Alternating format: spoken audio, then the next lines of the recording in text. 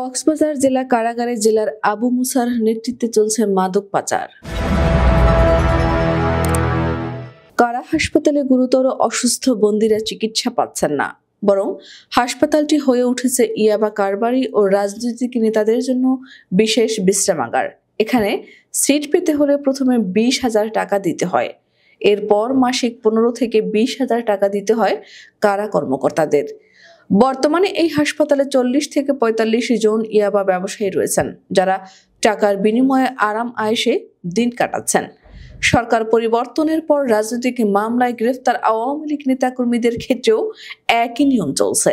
বড় নেতাদের 50,000 এবং ছোট নেতাদের 20 থেকে 30,000 টাকা দিয়ে হাসপাতালে জায়গা নিতে হচ্ছে। যাদের সামর্থ্য কম তারা ফ্লোরে থাকতে বাধ্য হচ্ছেন, সেখানেও মাসিক 10,000 টাকা দিতে হচ্ছে।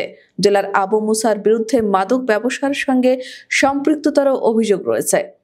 তার সিন্ডিকেটের কিছু কারারক্ষী রাতে হাজতীদের কাছে মাদক সরবরাহ করেন। 2024 সালের 2 ডিসেম্বর কারারক্ষী এমদাদ রাত 2:40 মাদকের চালান নিয়ে কারাগারে প্রবেশ করেন। পরে বন্দীদের মধ্যে মাদক বিক্রি নিয়ে হাতাহাতির ঘটনা ঘটে। বিষয়টি জানার পর জেলার নিজেই মাদকগুলো বিস্কুট বলে চালিয়ে দেন।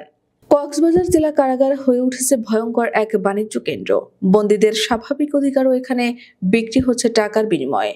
ভালো সিট, ভালো খাবার, এমনকি স্বজনদের সঙ্গে কথা বলার সুযোগ, সবকিছুই মিলছে মোটা অঙ্কের ঘুষের বিনিময়ে।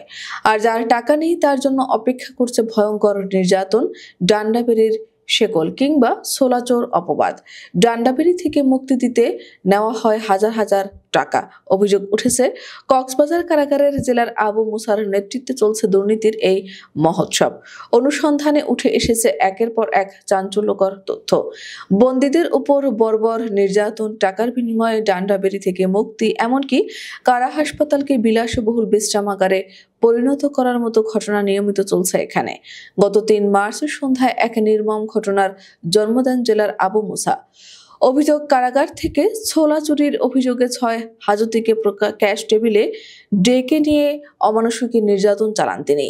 মারধরের শিকার বন্দীরা হলেন মাতামুহুরী 2 নম্বর ওয়ার্ডের সুদে আলম, প্রকাশ, লালু, আনোয়ার, মোহাম্মদ আলম, সৈয়দ আলম, নুরুল আমিন ও লতিফ। সদ্য মুক্তি পাওয়া হাজতে শাহরিয়ার জানান, যাদের বিরুদ্ধে অভিযোগ করা হয়েছে তাদের উপর নির্মমভাবে অত্যাচার করা হয়। কোনো নিরপেক্ষ তদন্ত ছাড়াই তাদের দোষী সাব্যস্ত করা হয়।